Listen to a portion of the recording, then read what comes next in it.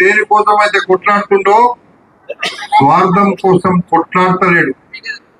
భారతదేశంలో ఉన్న పౌరులందరూ కూడా మనమంతా ఒకటి, మన సమాజాన్ని మనం రక్షించుకోవాలి. సమాజంలో చిచ్చు పెట్టే రాజకీయ పార్టీలు ఏవిన్నా సహించడానికి వీల్లేదని కాంగ్రెస్ పార్టీ ఒక్కటే గట్టిగా చెప్పగలుగుతా తప్ప ఇంకెవరు చెప్పరు. ఈరోజు మొన్నటి వరకు మనకుండే ఒక ఆయన అవసరం వస్తే మైనార్టీలు, లేకపోతే భారతీయ జనతా పార్టీ. ఇప్పుడు ఉండేటువంటి సమస్య మీరు అర్థం చేసుకోండి ఒకసారి. ఎప్పుడే గాని ఈ దేశ చరిత్రలో మైనార్టీలకు అండగా ఉంది ఒక్క కాంగ్రెస్ పార్టీ అని చెప్పి సందర్భంగా మీకు నేను మనవి చేస్తున్నాను.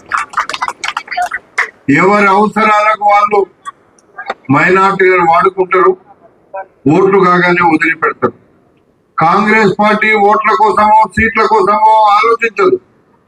కాంగ్రెస్ పార్టీ కేవలం సమాజంలో ఉండేటువంటి ప్రతి ఒక్కరిని మనం గౌరవించాలి. భారతదేశం అంటేనే సంప్రదాయాలకు, సంస్కృతికి ఒక పెట్టింది పేరుగా మన భారతదేశం ఉంది. అందుకే ఈరోజు మైనార్టీ పండుగల్లో హిందువులు పాల్గొంటారు, హిందువుల పండుగల్లో మైనార్టీలు పాల్గొంటారు.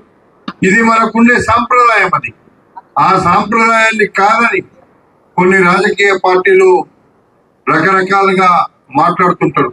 వేదిక మీద అంతా చాలా మంది రాజకీయ నాయకులు ఉన్నారు. అంతా కాంగ్రెస్ పార్టీకి సంబంధించిన రాజకీయ నాయకులే ఉన్నారు. మా నాయకులకు కూడా తెలుసు, సమాజంలో ఉండేటువంటి మైనార్టీలకు మేము ఎప్పటికప్పుడు మద్దతు ఇస్తాము, మేము అండగా ఉంటామని మా ప్రతి నాయకుడు కూడా ఆలోచిస్తాడు.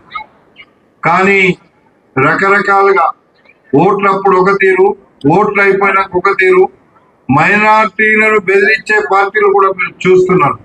కానీ కాంగ్రెస్ పార్టీ ఎప్పుడు కూడా తప్పుడు విధానాన్ని అవలంబించదు. దానికి మీకు ఎప్పుడు కూడా మేము అండగానే ఉంటామని చెప్పి ఈ సందర్భంగా మీకు నేను మనవి చేస్తున్నా. మైనార్టీలు అంటే కాంగ్రెస్ పార్టీ గుండెల్లో పెట్టుకొని చూసుకునే పార్టీ. కాంగ్రెస్ పార్టీకి మైనార్టీలు ఎప్పుడు అండగా ఉన్నారు.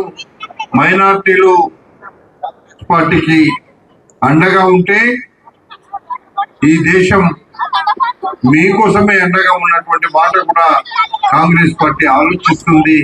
అందుకే మైనార్టీ సోదరులకు ఎప్పుడు కూడా